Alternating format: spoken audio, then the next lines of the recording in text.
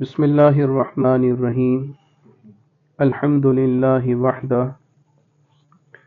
والصلاة والسلام علی من لا نبی بعدہ صلی اللہ تعالی علیہ وعلی آلہ واصحابہ الذین اوفوا عہدہ اما بعد اللہم صلی علی سیدنا محمد وعلی آل واصحاب سیدنا ومولانا محمد افضل صلواتک بعدد معلوماتک وبارک وسلم علیہ صلاة دائمہ متصلة تتوالى وتدوم۔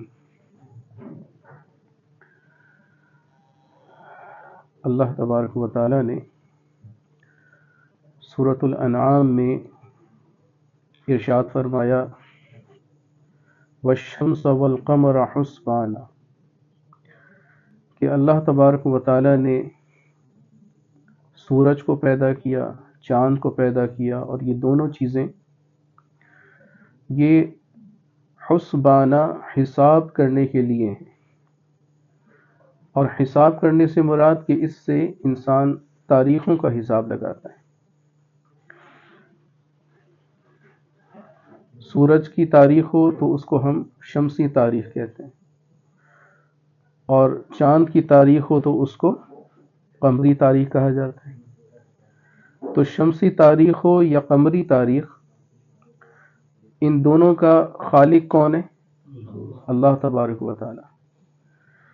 تو اگر اس سے ماہ و سال بدلتے ہیں، تاریخیں بدلتی ہیں، تو ان تاریخوں کو بدلنے والا بھی کون ہے؟ اللہ تبارک و تعالی۔ تو اس سے ہمیں اللہ تبارک و تعالی کی قدرت پر اور اس کی خلاقیت پر، خالق ہونے پر ہمارا ایمان ہوتا ہے۔ تو صرف اللہ سورج کے خالق نہیں بلکہ چاند کا بھی ہے۔ تو ہم یہ اس بات کو فقہی اعتبار سے بھی یاد رکھیں کہ جس طرح ہم شمسی تاریخ کو یاد رکھتے ہیں کہ آج 31 دسمبر ہے، اسی طرح ہمیں قمری تاریخ کو بھی یاد رکھنا چاہیے۔ اور آج قمری تاریخ کیا ہے؟ 10 رجب۔ تو ہمیں شمسی اور قمری دونوں تاریخیں یاد رکھنی چاہیے کہ شمسی اور قمری تاریخیں جو ہے یہ ہمیں حساب کرنے کے لیے ہمارے لیے ضروری ہے۔ بھئی 31 دسمبر ہے تو اگلا دن چڑھے گا تو کیا ہوگا؟ 1 جنوری۔ 10 رجب ہے، جب یہ مکمل ہوگا، اور جو کہ آج مغرب کے وقت اب ہو رہا ہے، جیسے حلقہ ذکر مغرب کے وقت، اور مغرب کا سورج جب سورج غروب ہوا تو مغرب کا وقت شروع ہوتے ہی اگلا دن قمری اعتبار سے شروع ہو گیا، اور اب 11 رجب ہو گئی۔ تو یہ ہمارا جب تاریخیں بدلتی ہیں تو تاریخیں یاد رکھنا بھی ہمیں اس کی ضروری چیز ہے، ضروری بات ہے۔ اللہ تبارک و تعالی کا یہ قانون ہے، قانون فطرت ہے، اور چونکہ ہمارا دین دونوں کے ساتھ وابستہ ہے، سورج کے ساتھ بھی اور چاند کے ساتھ، کہ چاند کی تاریخیں بدلتی ہیں تو ہمیں ماہ و سال کا پتہ چلتا ہے کہ بھئی رجب ہے، رجب مکمل ہوگا تو اگلا مہینہ کون سا ہے؟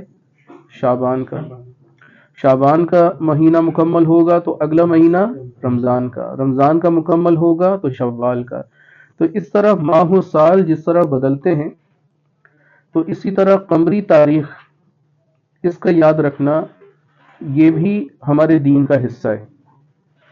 اور شمسی تاریخ کو، شمسی سورج کی اس نقل و حرکت کو یاد رکھنا، اس کا خیال رکھنا، یہ بھی ہمارے دین کے تقاضوں میں سے کہ بھی سورج اس وقت طلوع ہوا تو فجر ہے، طلوع سحر۔ سورج اتنا بلند ہو گیا کہ سوا نیزے پر تو ظہر۔ سورج اتنا غروب کی طرف جانے لگا کہ اس کا سایہ، کہ اس کی وجہ سے بننے والا چیزوں کا سایہ دگنا ہو گیا تو عصر۔ سورج غروب ہونے لگا تو مغرب، اور سورج اتنا غروب ہو گیا کہ ستارے اور چاند نظر آنے لگے اور ان کی روشنی پھیل گئی، چمکنے لگے تو عشاء۔ تو سورج کی اس نقل و حرکت سے ہماری نمازوں کا تعین ہوتا ہے، نمازوں کے اوقات کا۔ تو نہ صرف یہ کہ قمری تاریخ یاد رکھنا ضروری ہے جو کہ دین کا حصہ ہے، بلکہ شمسی تاریخ یاد رکھنا بھی ضروری ہے جو کہ ہمارے دین کا حصہ ہے۔ تو اس سے ہم یہ نہ سمجھیں کہ بھی شمسی تاریخ بدلتی ہے، 31 دسمبر بدلے گا تو 1 جنوری، اور پھر نیو ایئر نائٹ منائی جاتی ہے اس رات کو، اور ہیپی نیو ایئر ہوتا ہے، تو یہ تو انگریزوں کا اور عیسائیوں کا تہوار ہوا۔ نہیں، یہ دونوں اللہ تبارک و تعالیٰ کی پیدا کردہ مخلوق ہے، چاہے سورج ہو یا چاند، اور یہ دونوں ہماری ہیں۔ کیوں؟ اللہ ہمارا ہے، یہ دین کا حصہ ہے۔ فقہی اعتبار سے اس بات کو یاد رکھنا اس وجہ سے ان تاریخوں کو یاد رکھنا اس وجہ سے ضروری ہے کہ قمری تاریخ زیادہ طور پر ہمارے دین کے جو اعمال ہیں ان کے ساتھ وابستہ ہے، اور اس تاریخ کو یاد رکھنا یہ فرض کفایہ ہے۔ فرض کفایہ کا مطلب یہ ہوتا ہے کہ اگر کسی علاقے میں کسی ایک شخص کو بھی قمری تاریخ یاد نہ ہو، کسی علاقے میں کسی ایک شخص کو بھی قمری تاریخ یاد نہ ہو کہ آج 10 رجب، مغرب ہوتے ہی 11 رجب، اگر یاد نہیں تو سارے گنہگار ہوں گے۔ بالکل اسی طرح جس طرح نماز جنازہ ہوتی ہے نا، تو یہ فرض کفایہ ہے۔ اگر اس نماز کو اس علاقے کے لوگوں میں سے کسی نے بھی یا محلے کے لوگوں میں سے کسی نے بھی ادا نہ کیا تو سب کی سب گنہگار ہوں۔ یہ فرض کفایہ کا معاملہ ہوتا ہے۔ چنانچہ قمری تاریخ زیادہ طور پر ہماری چونکہ دین کے ساتھ اور اس کے شعائر کے ساتھ وابستہ ہے، اس وجہ سے قمری تاریخ کو یاد رکھنا یہ فرض کفایہ ہے، ضرور یاد ہونا چاہیے۔ تو لیکن چاہے سورج ہو یا چاند، یہ دونوں ہمارے اللہ کی تخلیق ہے، اللہ ہمارا خالق ہے، ان کا بھی خالق ہے، لہٰذا یہ دونوں چونکہ اللہ کی مخلوق ہیں، لہٰذا یہ دونوں ہماری ہیں، ان کی تاریخیں بھی ہماری۔ لیکن ایک چیز یاد رکھیں کہ انگریزوں سے، عیسائیوں سے، یہود و نصارہ سے کسی قدر ہمیں اپنے آپ کو علیحدہ کرنا یہ بھی ضروری ہے، کہ ایسا نہ ہو کہ بھی جس طرح آج 31 دسمبر تو یہاں جو نیو ایئر نائٹ ہوتی ہے وہ منائی جاتی ہے، عیسائیوں کا تہوار ہے، تو آج مسلمان بھی دیکھا دیکھی اس کو منانے لگے۔ اور خاص طور پر ہمیں یہ بات سمجھنے کی ضرورت ہے، خاص طور پر کہ بہت سے دینی ذوق رکھنے والے جو گھرانہ ہوتا ہے، لوگ ہوتے ہیں، وہ بھی ان چیزوں کو کہ چلو بچوں کی خوشی ہے تھوڑے سے پٹاخے پھاڑ لیں۔ بچوں نے ناک میں دم کیا ہوتا ہے، ناک میں کیا، کان میں دم کر دیتے ہیں۔ ناک میں دم ہوتا ہے تو کان میں درد ہوتا ہے۔ اتنے پٹاخے کہ جیسے ہی 12 بجتے ہیں جناب 31 دسمبر کے، تو پھر اگر کوئی سوتا ہے تو سوتا ہوا جاگ جائے گا۔ تو اتنا ضرور ہمیں اپنے آپ کو اور اپنے بچوں کو اس تہوار سے علیحدہ کرنا ہوگا کہ یہ کفار کی مشابہت کی طرف ہم نہ نکل جائیں، کیونکہ حضور صلی اللہ علیہ وسلم نے وہ ایک واضح اس بارے میں ارشاد فرمایا کہ من تشبہ بقوم فہو منہم، جو جس قوم کی مشابہت اختیار کرے گا کسی بھی چیز کے اندر ہو، چاہے تہوار کے اندر ہو، چاہے ان کی کھانے پینے رسوم و عادات کے اندر ہو، چاہے ان کی چال ڈھال کے اندر ہو، چاہے ان کے لباس کے اندر ہو، چاہے ان کی وضاقتہ کے اندر ہو، چاہے ان کے ناموں کی طرز پر اپنے نام رکھنا، ان کی گھروں کی طرز پر اپنے گھر بنانا، جس طرح کی بھی ان کی مشابہت سے بچیں گے ہم اتنا ہی بہتر ہے، کیونکہ رسول اللہ صلی اللہ علیہ وسلم نے واضح ارشاد فرما دیا جو بھی جس قوم کی مشابہت اختیار کرے گا وہ انہی میں سے ہے، اس لیے بچنا فرض ہے ان کی مشابہت سے۔ تو ہمیں ایک تو یہ کہ کفار کی مشابہت سے بچنا چاہیے اور اپنے بچوں کو ان چیزوں سے روکنا چاہیے جس حد تک ہم ان کو روک سکیں۔ ویسے بچے روکے نہیں جاتے ہیں، بڑا مشکل ہو جاتا ہے، ہاتھ سے نکل جاتے ہیں، کچھ ضد میں آ کر اور کچھ اپنے والدین کی ویسی ہی نافرمانی کر کے وہ ہاتھ چھوڑ ہو جاتے ہیں، ہاتھ سے نکل جاتے ہیں، پھر بھی ان کا سرپرست ہونے کے ناطے، ان کے بڑا ہونے کے ناطے ہمیں بچوں کے ساتھ شفقت کے ساتھ ڈیل کرنا چاہیے، ان کو سمجھانا چاہیے کہ بیٹا یہ تو ہمارا تہوار نہیں ہے نا۔ ورنہ کافروں کی ادا تو یہ ہے کہ انہوں نے تو تہواروں کو دن بنا دیے اور دن کے ساتھ مخصوص کر دیے۔ آج کیا ہے؟ فادر ڈے، کل کیا ہے؟ مدر ڈے، یہ کیا ہے؟ Valentine day. تو انہوں نے ڈیز کے اندر ان چیزوں کو ڈالا اور انہوں نے یہ بنا دیا کہ بھئی ایک دن اگر تم فادرز کا ڈے منا لو گے تو اس کا مطلب ہے تم نے ان کا حق ادا کر دیا۔ ایک دن مدرز ڈے منا لیا، کچھ جناب کوئی اسپیشل ارینجمنٹ کر لیا ان کے لیے، تو بس تم نے پورا سال 364 دن کا حق ادا کر لیا؟ نہیں۔ اللہ تبارک و تعالی نے اسلام کے اندر یہ حسن دیا ہمیں کہ ایک نظام دیا ہے، گھر کا نظام ہے، گھریلو نظام ہے، اور اس نظام کے اندر ماں باپ کے حقوق بتائے ہیں، چھوٹے بڑے کے آداب بتائے ہیں۔ تو جو چھوٹا اپنے بڑوں کا ادب کر رہا ہوتا ہے، اپنے ٹیچرز کا ادب کر رہا ہوتا ہے، اپنے بڑوں کا، والدین کا ادب کر رہا ہوتا ہے، تو اس کا مطلب ہے اس کا ہر دن ان کا ڈے ہے۔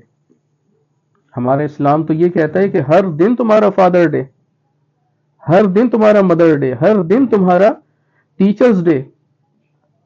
تو کفار کی مشابہت ان دنوں کے اعتبار سے بھی ہمیں اس سے بچنا چاہیے، دوسری بات۔ اور تیسری بات یہ بھی کہ یہ جو دن بدلتے ہیں، سال بدلتے ہیں، یہ ہمیں کسی اور طرف بھی متوجہ کرتے ہیں۔ نئے سال کے آنے کی خوشی ہوتی ہے، اور حضور صلی اللہ علیہ وسلم نے اس خوشی کو منانے کا انداز بھی بتایا کہ جب نیا چاند طلوع ہونا، نئے مہینے کا، نیا سال کا، تو ایک دعا پڑھو۔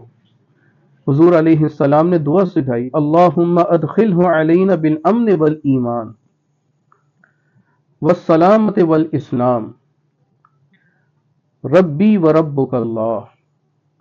اللہ، یہ جس طرح یہ ہم پر داخل ہوا، یہ مہینہ، یہ سال ہم پر داخل ہوا، امن کے ساتھ داخل فرما، والسلامت والاسلام، سلامتی کے ساتھ اور اسلام کے ساتھ ہمارے ساتھ اس کو شامل کر۔ ربی وربک اللہ، میرا رب بھی کون؟ اللہ ہے، اور اس چاند کا جو کہ اب طلوع ہوا، جس نے ایک نیا مہینہ بنا دیا یا ایک نیا سال لے کر آیا، اس چاند کا خالق بھی کون؟ اللہ۔ ربی وربک اللہ۔ تو حضور علیہ السلام کی یہ مسنون دعا ہے نیا مہینہ آنے پر، نیا سال آنے پر۔ تو ایک تو یہ کہ منانے کا انداز ہو تو مسنون انداز ہو، حضور علیہ السلام کے طریقے کے مطابق ہو۔ پھر یہ بھی ہو کہ یہ جو آنے والا نیا سال ہوتا ہے، یہ ہمیں پچھلے سال کی ایک خبر بھی سنا رہا ہوتا ہے۔ غافل تجھے گھڑیال یہ دیتا ہے منادی، کسی شاعر نے کہا، غافل تجھے گھڑیال یہ دیتا ہے منادی، گردوں نے تیری عمر کی ایک اور گھٹا دی۔ یہ تجھے ایک منادی دے رہا ہے، یہ جو گھڑیال کا، یہ جو ٹک ٹک ہو کر اور گھنٹہ بدل کر گھڑیال کا ایک صدا دے رہا ہے، یہ تجھے صدا یہ دے رہا ہے کہ تیری عمر نہ ایک سال کم ہو گئی ہے، ایک گھڑی کم ہو گئی ہے تیری۔ تو یہ جو سال بدلتے ہیں، اس سے ہمیں ایک علم آتا ہے، ایک چیز پتہ چلتی ہے کہ بھی ہمارے پچھلے سال کیا ہوا اور آئندہ سال ہم نے کیا کرنا ہے۔ اسی واسطے دو چیزیں نئے سال کے آنے کی وجہ سے ہمیشہ یاد رکھنی چاہیے، دو بات۔ ایک، ماضی کا احتساب ہو کہ ماضی میں ہم نے کیا کیا، اس کا احتساب کیا جائے، اور آئندہ کے لیے، مستقبل کے لیے ایک لاہ عمل بنایا جائے کہ ہم نے کرنا کیا ہے۔ ماضی میں ہم نے جو کیا اس کا احتساب لو، کیا کیا، کیسے کیا، اگر غلط کیا تو کیوں، اور کیوں کیا اس کی تلافی کرو۔ تو احتساب ہو اپنے ماضی کا، اور آئندہ مستقبل کے لیے ایک لاہ عمل بنایا جائے۔ جو ہم نے پچھلے سال غلطیاں، نادانیاں اور غفلتیں ہم سے ہوئی ہیں، لغزشیں ہوئی ہیں، گناہ ہم سے سرزد ہوئے، آئندہ کے لیے ایک لاہ عمل بنایا جائے کہ آئندہ ہم نے ان کو دہرانا نہیں ہے، ان سے بچنا ہے۔ ماضی کا احتساب ہونا اور مستقبل کے لیے لاہ عمل بنانا، یہ ہر نیا سال آنے یا ہر نیا دن آنے کے لیے ضروری ہے۔ حضرت عبداللہ ابن مسعود رضی اللہ عنہ حضور علیہ السلام کے جلیل القدر صحابی ہیں، اور ہماری فقہ حنفی زیادہ تر ان کی جو مستنبط شدہ مسائل تھے ان سے حضرت امام اعظم رحم اللہ تعالی نے سیکھی۔ تو حضرت عبداللہ ابن مسعود رضی اللہ عنہ فرمایا کرتے تھے کہ مجھے کسی بھی دن کا اتنا افسوس نہ ہو اگر وہ دن مجھ پہ طلوع ہوا لیکن میں اس میں کوئی نیا عمل، کوئی خیر کا نیا عمل کر نہ سکا۔ مجھے اس نئے دن کے آنے کی خوشی نہیں ہوگی کہ اگر میرے اوپر وہ دن تو چڑھا لیکن میں اس کے اندر کچھ کر ہی نہیں سکا، تو آنے والا دن میرے لیے کیا لے کر آیا پھر۔ اور ہمارے حضرت مجدد الفسانی رحمہ اللہ تعالیٰ تو اس بارے میں ایک بڑی لطیف بات فرمایا کرتے تھے، فرماتے تھے بھی جس صوفی کے 2 دن برابر ہو حقیقت میں صوفی نہیں ہے، جس صوفی کے 2 دن برابر ہو حقیقت میں وہ صوفی نہیں ہے۔ مطلب کہ بھی جتنا پہلے کل جو ہے گزشتہ کل نمازیں پڑھی، تلاوت کری، ذکر کیا، گزشتہ کل اگر آج بھی اتنا ہی ہو رہا ہے تو اس کا مطلب ہے وہ خسارہ ہے، اس کا خسارہ ہوا ہے، نقصان کیا اس نے۔ ہونا کیا چاہیے تھا کہ آگے مزید اس کے اندر ایک لگن بڑھ جاتی عمل کرنے کے لیے، ایک شوق بڑھ جاتا، ایک مزید اس کے اندر دھن سوار ہو جاتی کہ میں نے اور کرنا ہے، ایک جذبہ آ جاتا اس کے اندر۔ لیکن اگر وہ جذبہ ہی پیدا نہیں ہوا تو اس کا مطلب ہے یہ سرد مہری ہے، اس کی ٹس سے مسیح نہیں ہوا، تو اس کا مطلب ہے وہ صوفی نہیں ہے۔ صوفی کون؟ جس کے 2 دن برابر نہ ہو، ہر آنے والا دن اس کے اندر ایک نئی تڑپ، ایک نئی امنگ لے کر آ رہا ہوں۔ حضرت شیخ صدر الدین رحم اللہ تعالی، یہ حضرت شیخ ذکریہ ملتانی رحم اللہ تعالی کے فرزند تھے، حضرت شیخ صدر الدین رحمۃ اللہ۔ وہ فرمایا کرتے تھے اگر تم قرآن مجید کی تلاوت کرو اور ہر مرتبہ تلاوت کرنے پر ایک نیا مطلب اس کا واضح نہ ہو، قرآن کی اس آیت کا، اس تلاوت کا نیا معنی اگر تمہیں نہ ملے، نہ سمجھو، تو اس کا مطلب ہے تم نے قرآن سے کچھ حاصل نہیں کیا۔ پڑھ لیا، بس پڑھ لیا، لیکن اس قرآن کی جو فہم ہے اگر وہ نہیں آئی تو اس کا مطلب ہے تمہارا پڑھا گیا تمہیں کچھ نہیں ملا۔ تو صوفی وہ ہونا چاہیے جس کے اندر ایک جذبہ، ایک تڑپ، ایک امنگ ہو۔ اور کس چیز کی امنگ ہو؟ کہ بھئی میں نے جو ماضی میں غلطیاں کری ہیں نا اس کا احتساب میں لوں، اور آئندہ کے لیے میں ایک لاہ عمل بناؤں کہ میں نے مستقبل کو کیسے روشن کرنا ہے۔ ماضی کا احتساب کیوں؟ اس لیے کہ ہر انسان دوسرے کی آنکھوں میں دھول جھونک سکتا ہے، دوسرے کو دھوکہ دے سکتا ہے، دوسرے کے سامنے بڑا پیر فقیر بن سکتا ہے، دوسرے کے سامنے بڑا اللہ والا بن سکتا ہے، دوسرے کے سامنے بڑا اپنے آپ کو 30 مار خان بنا کر پیش کر سکتا ہے، لیکن ہر انسان قبر کا حال خود مردہ بہتر جانتا ہے۔ خود جانتا ہے انسان اپنے سینے کے اندر غور کرے کہ میں کیا ہوں، میں کیسا ہوں، میں کتنے پانی میں ہوں، میرا لیول کتنا ہے۔ تو اگر انسان خود اپنے اندر اس کا غور اور فکر شروع کر دے نا، خود احتسابی کا عمل، تو انسان کی اصلاح بہت جلدی ہو سکتی ہے، بہت جلدی ہو سکتا ہے کہ ہم اپنے حضرات کو، اپنے شیخ کو اچھے اچھے خواب سنا کر خوش کر دیں، حضرت مجھے تو کشف ہو گیا، کرامت ہو گئی، اور یہ ہوا وہ ہوا، اچھے اچھے خواب آ گئے۔ لیکن یاد رکھو ہم خود اپنے اندر جھانک کر دیکھ سکتے ہیں کہ ہمیں یہ جو خواب آئے، یہ جو ہمارے ساتھ احوال آئے، یہ جو اچھی اچھی باتیں ہوئیں، یہ کتنے ترازو میں ہیں، ہمارا یہ حال ہمارے قول کے اوپر کتنا فٹ آتا ہے۔ ہم لما تقولون ما لا تفعلون کا مصداق تو نہیں بن رہے، ہم جو کہتے ہیں وہ کرتے نہیں، جو کرتے ہیں وہ کہتے نہیں، کہیں اس کا مصداق تو نہیں بن رہے۔ خود احتسابی کا عمل۔ تو حضور علیہ السلام نے ارشاد فرمایا حاسبوا انفسکم قبل ان تحاسبوا، اپنے اعمال کا حساب پہلے لینا شروع کر دو، اس سے پہلے کہ قیامت کا حساب کتاب شروع ہو جائے۔ اس حساب کتاب کے آنے سے پہلے انسان خود احتسابی کا عمل کرے. ماضی میں میں نے کیا کیا میں نے دنیا میں، کیا کیا میں نے زندگی میں، کیا میں نے ماہ و سال میں اپنے پچھلے سال جو لغزشیں خطائیں کریں کیوں میں ان سے نہ بچ سکا. احتسابی کا عمل. کیا میرے اندر وہ صلاحیت نہیں تھی؟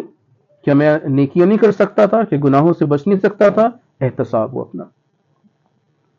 حضور صلی اللہ علیہ وسلم نے ارشاد فرمایا 5 چیزوں کے آنے سے پہلے 5 چیزوں کو غنیمت سمجھو. 5 چیزوں کے آنے سے پہلے 5 چیزوں کو غنیمت سمجھو. 1، جوانی کو غنیمت سمجھو بڑھاپے سے پہلے. بڑھاپا جب آ جاتا ہے تو پھر انسان کی وہ سکت اور ہمت نہیں رہتی کہ جو جوانی کے اندر ہوتی ہے.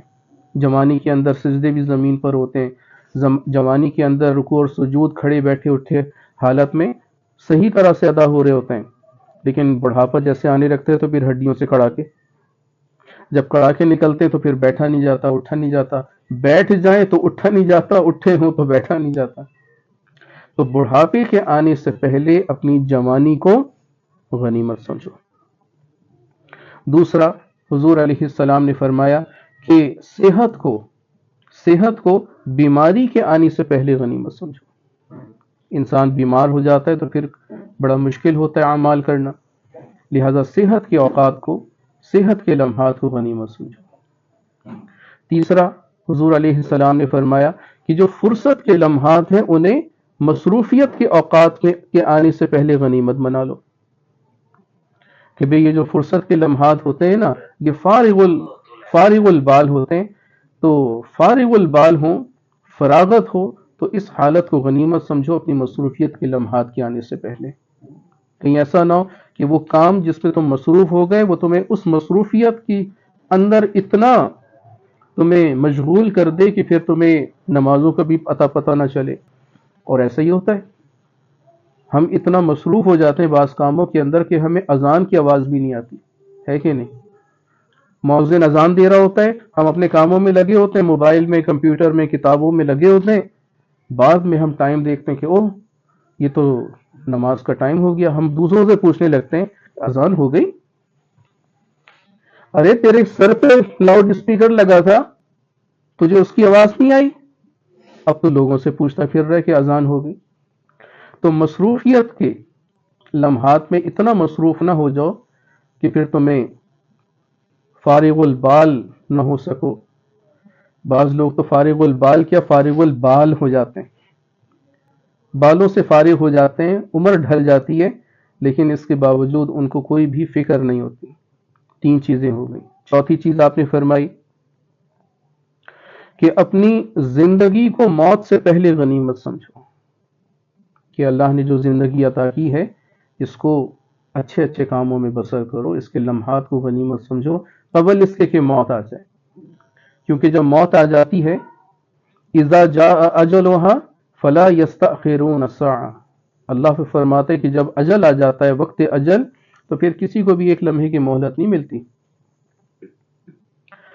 غالباً سورۃ المنافقون ہے. اللہ تعالیٰ ارشاد فرماتے ہیں رب لولا اخرتنی الی اجل قریب. یا اللہ ہمیں، وہ جب یہ کفار کے بارے میں ارشاد ہو رہا ہے، منافقین کے بارے میں، کہ جب ان کا وقت اجل آ پہنچتا ہے، مر جاتے ہیں، تو یہ وہ کہتے ہیں رب لولا، وہ قیامت کے روز کہیں گے رب لولا اخرتنی الی اجل قریب. یا اللہ ہمیں مہلت کیوں نہ دی کہ ہم کچھ کر لیتے. کیا کرتے؟ فاصدق، ہم صدقہ کرتے، واکن من الصالحین، اور ہم صالحین میں سے ہو جاتے صدقہ کر کے. اللہ تعالیٰ فرماتے ہیں نہیں، مہلت نہیں ملنی. تو موت کے آنے سے پہلے اپنی زندگی کے لمحات کو غنیمت سمجھو. 4 چیزیں. اور 5ویں چیز یہ ارشاد فرمائی کہ جو مالداری ہے اس کو فقر کے آنے سے پہلے غنیمت سمجھو. کہ اللہ نے جو روپے پیسے تمہاری جیب میں ڈالے ہیں، تمہیں مالدار بنایا، اس کو غنیمت سمجھو کہ قبل اس کے کہ تمہاری جیب خالی ہو جائے. تو مالداری کو غنیمت سمجھو فقر کے آنے سے پہلے. تو یہ 5 چیزوں کی طرف حضور علیہ السلام نے ہمیں متوجہ کیا اس احتساب کے عمل کے لیے، کہ ہمیں ماضی میں جو ہم سے غلطیاں ہوئیں، نادانیاں اور یہ اس قسم کی باتیں، غفلتیں، ان سے ہم اپنے آپ کو بچائیں اور مستقبل کے لیے ایک لاہ عمل بنائیں. اور مستقبل کے لیے لاہ عمل کیا؟ انہی 5 چیزوں سے کہ بھی ہم اپنی ان چیزوں کو غنیمت سمجھیں، اپنی صحت کو، اپنی فرصت کو، اپنی جوانی کو، اپنی زندگی کو، اپنی مالداری کو غنیمت سمجھیں اور غنیمت بنا کر مستقبل کے لیے یہ لاہ عمل طے کریں کہ ہم نے ان چیزوں کو کس طرح سے اپنی بچانا ہے اور اس سے خاطر خواہ فائدہ اٹھانا ہے. اس سے فائدہ اٹھانے کے لیے 3 چیزیں ہیں. نمبر 1 کہ ماضی پر استغفار کرو. توبہ جو ہوتی ہے یہ اللہ تبارک و تعالیٰ اس توبہ کی برکت سے ماضی کے جو دھندلے اوراق ہوتے ہیں نا گناہوں کی وجہ سے، اللہ تعالیٰ ان کو مٹا دیتے ہیں، ماضی کی غلطیوں کو معاف فرما دیتے. تو ایک تو کام یہ اپنے مستقبل کو روشن بنانے کے لیے کہ ماضی پر استغفار کرو. یا اللہ مجھ سے غلطی ہوئی، مجھے معاف کر دے. اللہ کو یہ سننا اتنا پسند ہے اپنے بندے سے کہ جب بندے سے وہ سنتا ہے کہ اے اللہ تو میرا مالک ہے، مجھ سے غلطی ہو گئی، یا اللہ میں غلطی کرنا نہیں چاہتا تھا لیکن بس انسان ہوں، خطا کا پتلا ہوں، میں کر بیٹھا، اللہ تو مجھے معاف کر. جب انسان اللہ کے آگے یوں ندامت کے آنسو بہاتا ہے تو یہ ندامت اس کی مغفرت کا ذریعہ بن جاتی ہے. اور صرف مغفرت ہی نہیں، درجات کا اضافہ بھی ہوتا ہے، درجات کا اضافہ بھی ہوتا ہے. حضور صلی اللہ علیہ وسلم استغفار فرمائے کرتے تھے نا، تو وہ استغفار ان کی کوئی لغزشوں کی، خطاؤں کی معافی کی وجہ نہیں تھی، ان کے درجات میں اضافے کا ذریعہ تھی. فسبح بسم ربک واستغفر انہ کان توابا. تو حضور علیہ السلام کو بھی جو استغفار کا حکم دیا گیا کہ آپ اللہ کی تسبیح بھی کریں اور ساتھ استغفار بھی کریں، تو وہ استغفار کیوں کریں؟ تاکہ اللہ تبارک و تعالیٰ آپ کے درجات میں، مقامات میں اضافہ فرمائے. تو ایک تو یہ کہ استغفار اپنے ماضی پر اور مستقبل کے لیے بھی یہ کارآمد ہے. دوسرا کام ہم یہ کریں کہ اپنے وقت کو غنیمت سمجھتے ہوئے اس وقت کے اندر وہ کام ایک ڈسپلنڈ انداز کے اندر کریں. وقت کو غنیمت سمجھتے ہوئے ہر کام اپنے مقررہ اوقات کے مطابق کرنے کا اپنے اوپر ایک پابندی لگا لیں کہ بھئی ہم نے یہ کام کرنا ہے، اس وقت کرنا ہے اور اتنے وقت کے اندر رہ کر کے کرنا ہے. جب آپ اپنے آپ کو وقت کا پابند بنائیں گے تو یہ وقت کی پابندی جو ہے یہ آپ کے وقت کے اندر برکت کا باعث بنے گی. دیکھیں آج لوگ کہتے ہیں نا کہ یار ان کو کوئی کہا جائے کہ بھئی یہ ہمارے یہ کام کر دو، یہ کام ہمارا ہم یہ چاہتے ہیں کہ تم سے یہ کام کروا لیا جائے، تو وہ آگے سے یہ کہیں گے یار مصروف بہت ہیں، یار فارغ نہیں ہے، وقت نہیں ہے ہمارے پاس، ٹائم نہیں ہے ہمارے پاس. حالانکہ ٹائم ہوتا ہے، ٹائم ہوتا ہے. 24 گھنٹے سب کے پاس یکساں ہیں، کسی کے پاس کم زیادہ نہیں ہوتے، 24 گھنٹے سب کے پاس ہیں. لیکن وہ جو یہ کہہ رہے ہوتے ہیں وہ کہنے میں بھی کوئی غلط نہیں ہوتے، کبھی کبھار غلط نہیں ہوتے. واقعتاً ان کے پاس مصروفیت اتنی زیادہ ہو جاتی ہے کہ وہ اپنا فارغ وقت نکال ہی نہیں پاتے دوسرے کے لیے. لیکن یہ مصروفیت اتنی زیادہ ہو کیوں گئی؟ اس وجہ سے کہ ہماری ترجیحات اور ہو جاتی ہیں، ہماری ترجیحات بدل جاتی ہیں. جن کاموں کی کوئی اہمیت نہیں ہوتی، ضرورت نہیں ہوتی، بے فضول کام ہوتے ہیں، ہم ان میں زیادہ اپنے آپ کو مشغول کر لیتے ہیں. موبائل دیکھنے میں، فلمیں، ڈرامے، کارٹونز، یہ چیزیں بچے جو ہوتے ہیں کارٹونز دیکھنے میں، بڑے جو ہوتے ہیں ڈرامے دیکھنے میں، وہ اپنا وقت ان کاموں میں کہ جو مفید نہیں ہوتے، غیر ضروری، بلکہ یوں کہنا چاہیے کہ لا یعنی فضول قسم کے کام جن کی کوئی فائدہ نہیں ہے نہ دنیا میں نہ آخرت میں، بلکہ تو ہو سکتا ہے کہ دنیا کا تو نقصان اتنا نہ ہو لیکن آخرت پہ تو ہوگا. گانے سننا، ڈرامے دیکھنا جس میں نگاہوں کی بد نگاہی ہو اور موسیقی سے کانوں میں موسیقی جاری ہو تو وہ سیسا اس کے اندر پگھلا کے ڈالا جائے، آخرت پہ تو نقصان بہت ہوگا اس کا. تو ہو سکتا ہے دنیا میں ہمیں اس کا نقصان سمجھ میں نہ آئے، لیکن آخرت میں اس کا ضرور ہوگا. تو ہم اپنی ترجیحات پر غور کریں تو ہم بہت سے ایسا وقت ان بے فائدہ غیر ضروری کاموں کے اندر گزار دیتے ہیں کہ جس کی وجہ سے ہم وہ وقت دوسروں کے لیے نہیں نکال پاتے، جبکہ ہونا کیا چاہیے تھا کہ ہم ہر ایک کو ایک مناسب وقت دیتے. بھئی یہ کام اتنے وقت کے لیے ہم نے کرنا ہے، اس کام کے اس وقت کے علاوہ یہ کام نہیں کرنا. ہم نے جو کام اپنا ٹائم ٹیبل بنا لیا، اس ٹائم ٹیبل سے ہم نے دائیں بائیں نہیں ہونا. جب ہر کام ایک مقررہ وقت کے مطابق کرنے کے ہم پابند بن جائیں گے نا، تو ہمارے لیے ٹائم کا نکالنا بہت ہی آسان ہو جائے گا. اور ٹائم کا نکالنا کن کے لیے؟ سب سے پہلے تو اپنے گھر والوں کے لیے ہم نکالیں. ہمارے ماں باپ اگر حیات ہوتے ہیں تو ہمارے ماں باپ ہم سے یہ کہہ رہے ہوتے ہیں بیٹا خدمت کر لو، ہمارے پیر دبا دو، یہ ہماری یہ ضرورت ہے یہ پوری کر دو. ہمارے پاس ٹائم نہیں ہوتا. کتنا افسوس کی بات ہے کہ وہ باپ کہ جو اپنے بچے کے لیے اپنی خون پسینے کی کمائی خرچ کر بیٹھتا ہے پوری زندگی، آج جب اس بوڑھے باپ کی بوڑھی ہڈیوں کو سہارے کی ضرورت ہوتی ہے تو وہ بچہ جو جوان ہوتا ہے، جوان پٹھا ہوتا ہے، وہ کہتا ہے کہ ابو جان مجھے فراغت نہیں ہے، میں مصروف ہوں. ذرا اس کی جانچ پڑتال کی جائے کہ بھئی کن کاموں میں مصروف ہو. پتہ چلے گا موبائل میں گھومے، گیمز کھیلے جا رہے ہیں. پتہ کیا جائے کیوں کھیل رہے ہو گیم؟ جی ڈالر کمانے. کفر ہے نا.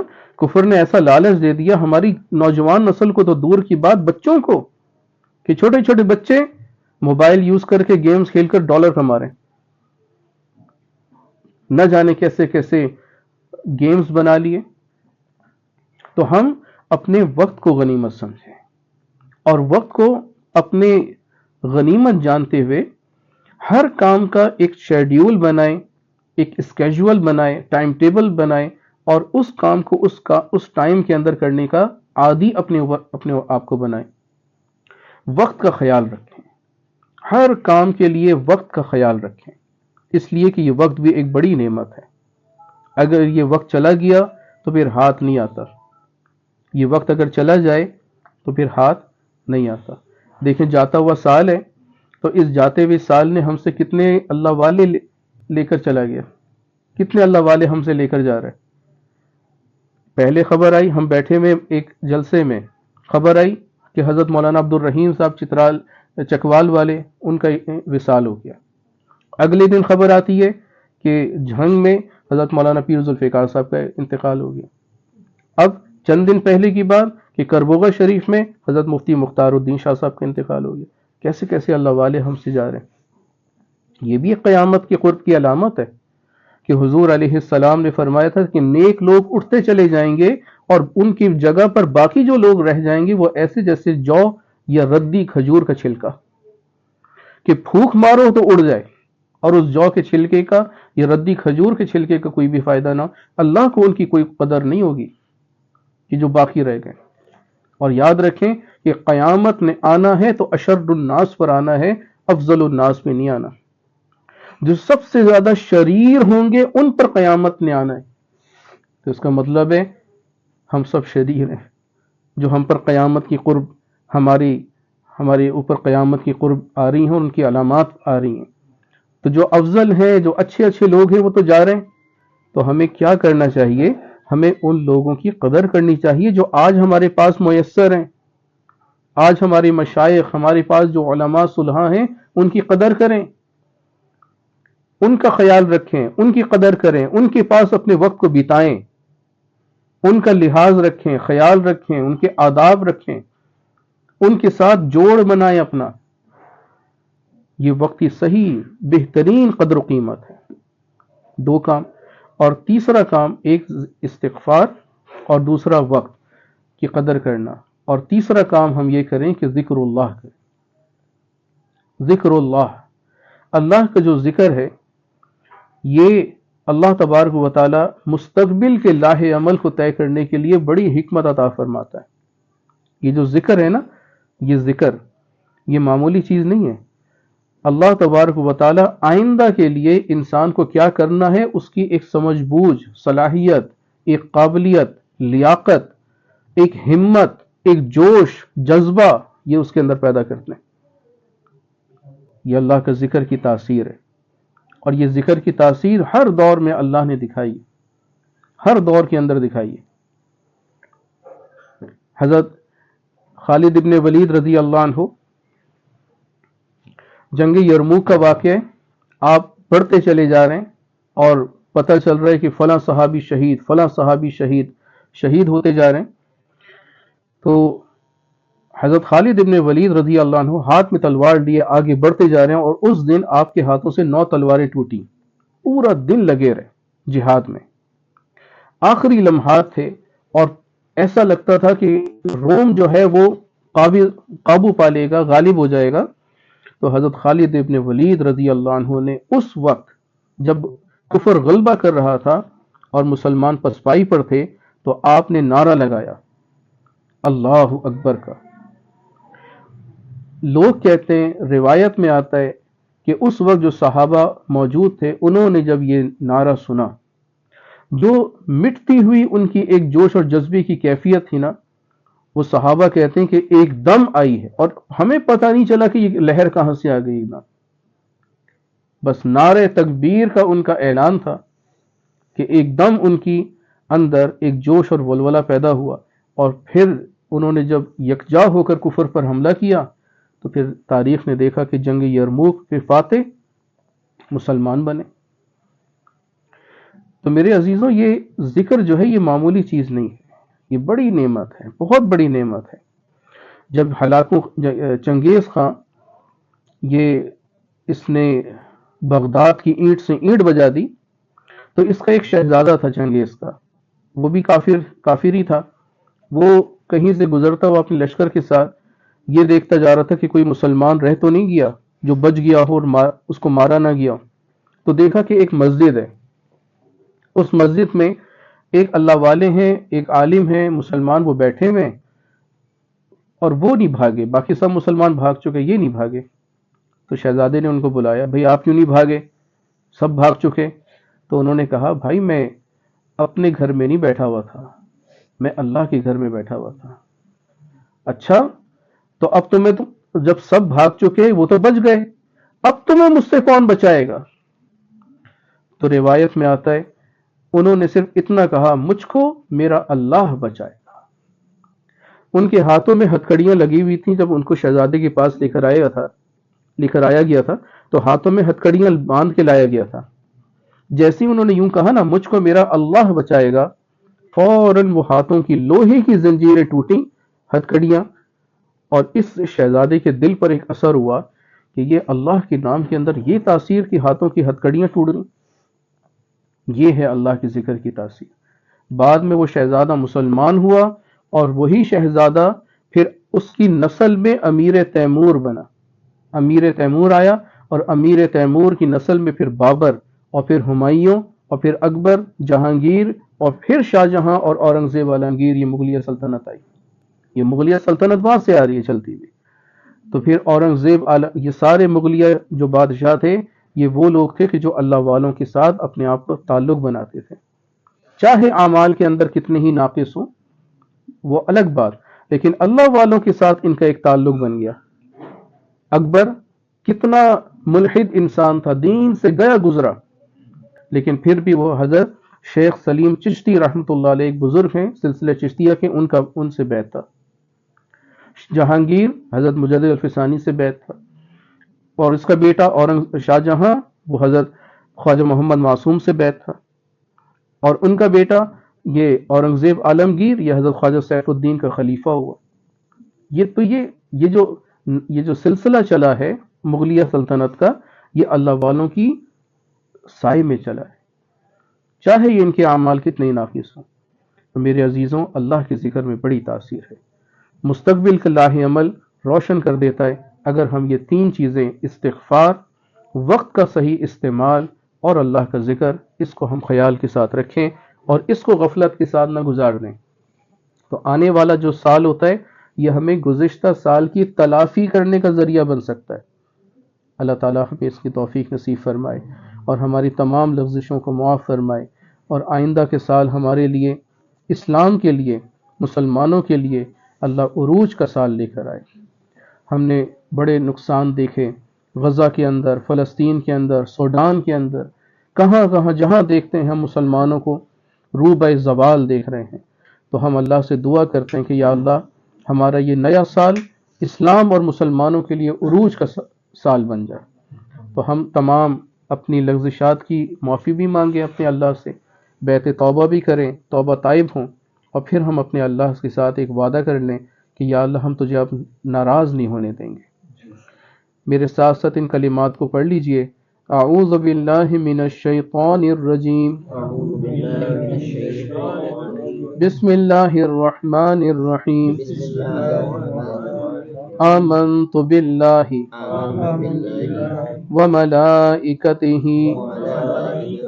وکتبہ ورسلہ والیوم الآخر والقدر خیرہ وشرہ من اللہ تعالی والبعث بعد الموت۔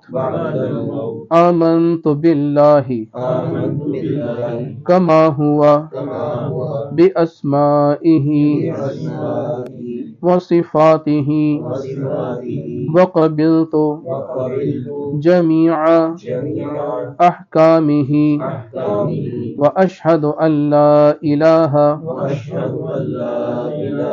الا اللہ وحدہ لا شریک لہ واشہد ان محمدا عبدہ ورسولہ۔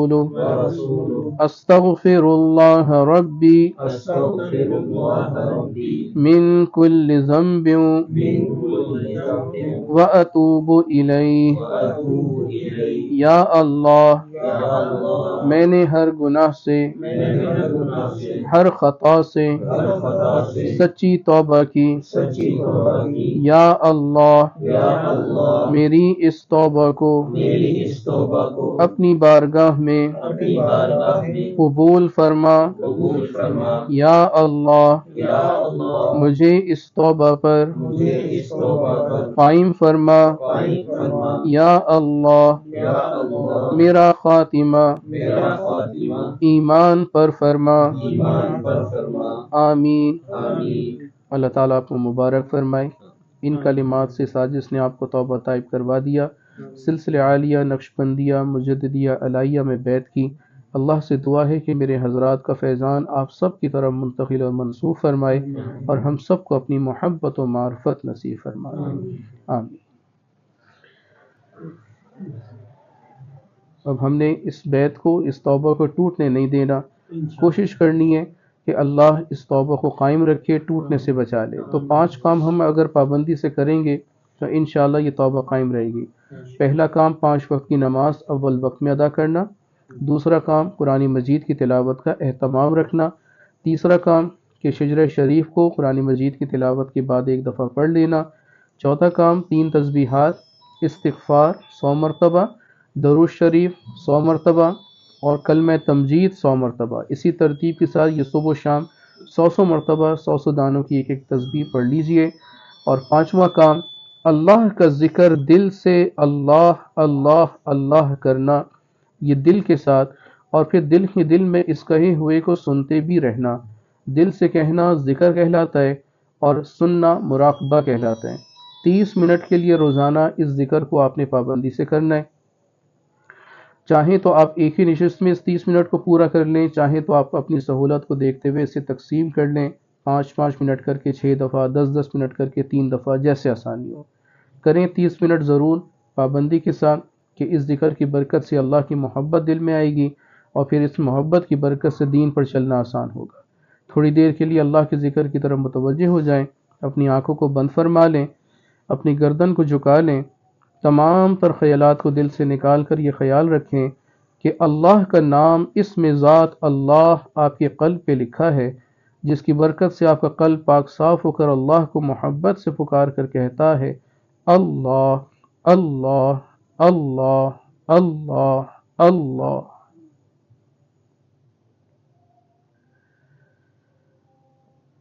اس ذکر میں زبان کا استعمال نہیں ہے، محض خیال کے ساتھ اس ذکر کو کرنا ہے۔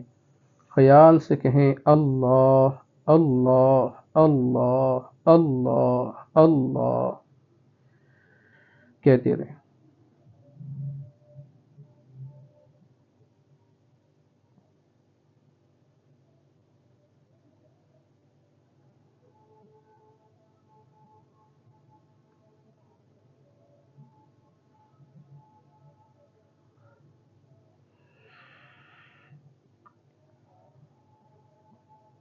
اللہ اللہ اللہ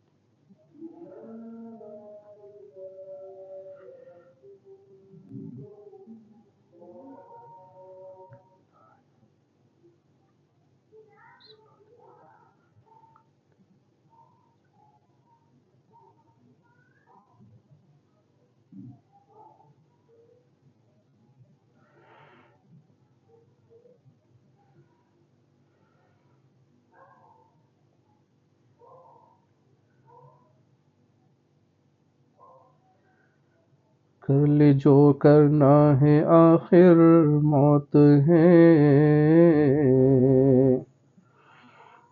ایک دن مرنا ہے آخر موت ہے۔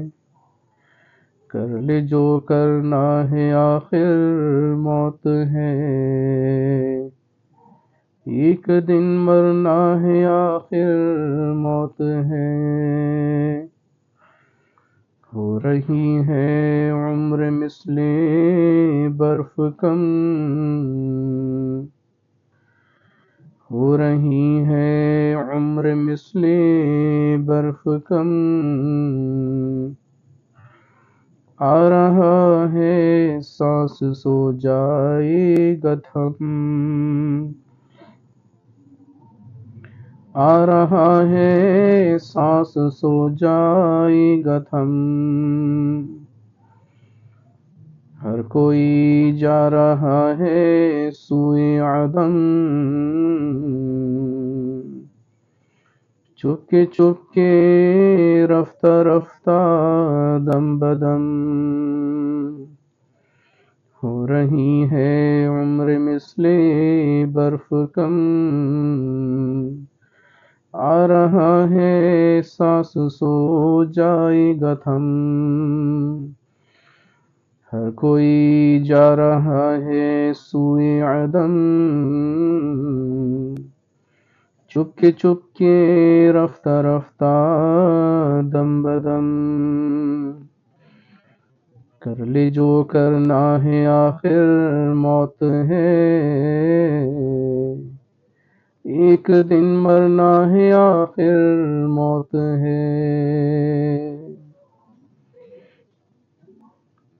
دار فانی کی سجاوٹ پر نہ جا،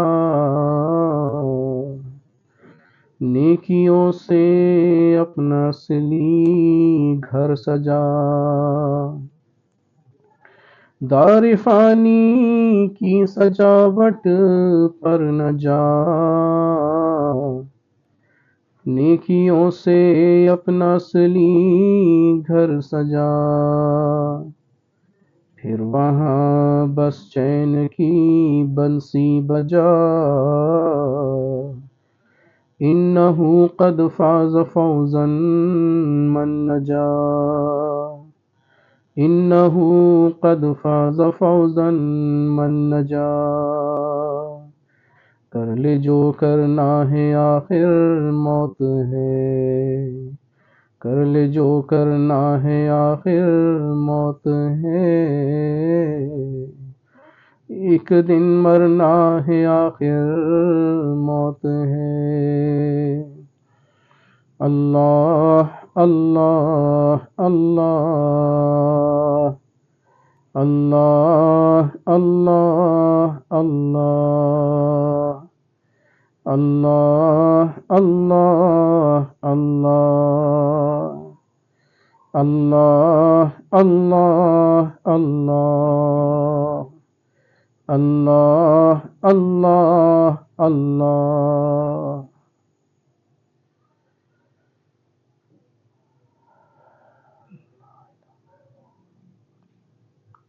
سبحان ربك رب العزة عما يصفون وسلام على المرسلين والحمد لله رب العالمين، لا إله إلا الله محمد رسول الله، بسم الله الرحمن الرحيم، الحمد لله رب العالمين، والصلاة والسلام على أشرف الأنبياء والمرسلين سیدنا و مولانا محمد و آلہ و اصحابہ اجمعین۔ یا اللہ، ہمارا یہاں بیٹھنا، تجھے یاد کرنا، تیرے دین کی کچھ باتیں کہنا سننا سب قبول فرما۔ یا اللہ، ہمیں غفلتوں سے پاک زندگی نصیب فرما، گناہوں سے پاک زندگی نصیب فرما، تقوی اور طہارت والی پاکیزہ ترین زندگی ہمیں نصیب فرما۔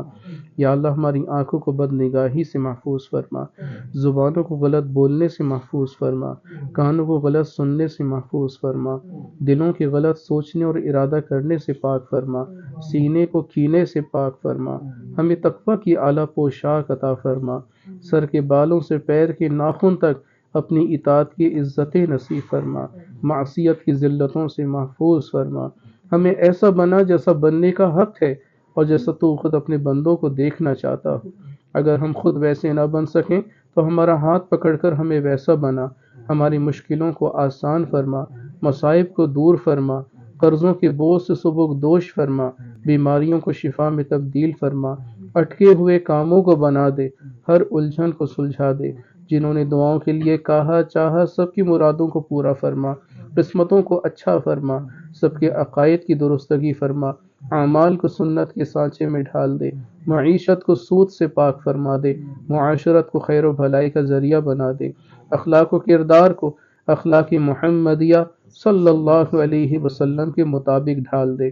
یا اللہ، ہمیں حضور علیہ السلام کی ہر ادا پر فدا ہونے والا بنا دے، ان کی سنتوں کا عاشق بنا دے، ڈھونڈ ڈھونڈ کر سنتیں اپنے جسم پہ سجانے کی توفیق عطا فرما، اور اس ادا کی برکت سے کل قیامت کے روز حضور کے جھنڈے تلے اکٹھا فرما، حضور کے ہاتھوں سے آب کوثر عطا ہو، حضور کی شفاعت کبریٰ سے بہرہ مند بھی فرما، اور حضور علیہ السلام ہی کی معیت میں جنت الفردوس بھی نصیب فرما۔ یا اللہ ہمارے گھروں کو آفات سے، بلیات سے، حرک سرک سے، آسیبی اثرات سے محفوظ فرما، ہر خیر سے بھر دے، ہر شر سے محفوظ فرما دے۔ یا اللہ صاحب خانہ کو، بھائی صابر صاحب، ان کے بچوں کو، ان کے گھر والوں کو، سب کو خیر و برکت عطا فرما، ان کے گھر میں رحمت کا نزول فرما، خوشیاں عطا فرما، ہر قسم کی یا اللہ نا اتفاقیاں، نا چاکیاں ایک دوسرے سے الفت و محبت میں تبدیل فرما، ہر قسم کی یا اللہ، ہر قسم کی شرور ان کے گھر سے دور فرما، اور ہر شر سے ان کی حفاظت فرما، ان کے دامن کو عافیت عطا فرما، ہر خیر عطا فرما۔ یا اللہ جو دعائیں انہوں نے مانگی یا جن کا سب کہا گیا، سب ان کو خیر و برکت کے ساتھ نصیب فرما، ان کے بچے کو عبداللہ کو اپنے حفظ و امان میں رکھ، اور خیر و عافیت کے ساتھ وطن واپس پہنچا۔ یا اللہ ہمارا اب یہ نیا سال، شمسی سال شروع ہونے لگا ہے، یا اللہ اس سال کی، اس نئے آنے والے سال کی برکات نصیب فرما، اور پھر سے اسلام کو عظمت رفتہ عطا فرما، عروج عطا فرما، اہل اسلام کو غلبہ عطا فرما، مغلوبیت سے محفوظ فرما۔ یا اللہ اللہم ادخلہ علینا بالامن والایمان والسلامت والاسلام وجوار من الرحمن ربی وربک اللہ۔ اللہ اس سے قبول فرما، اور یا اللہ ہماری نوجوان نسل کو، ہمارے بچوں کو، اور ہماری اہل ایمان کو، اہل اسلام کو کفار کی رسومات سے اور خرافات سے محفوظ فرما، اور یا اللہ ہر قسم کی بدعات سے اور شرکی عادات سے محفوظ فرما۔ ربنا اتمم لنا نورنا واغفر لنا انك على كل شيء قدير۔ اللهم بارك لنا في رجب وشعبان وبلغنا رمضان۔ اللهم هذا اقبال ليلك وادبار نهارك واصوات دعاتك فاغفر لنا يا غفور۔ وصلى الله على النبي الكريم وعلى آله واصحابه اجمعين آمین برحمتك یا ارحم الراحمین۔ اللہ کو ہر دم یاد کر، اس نام سے دل شاد کر۔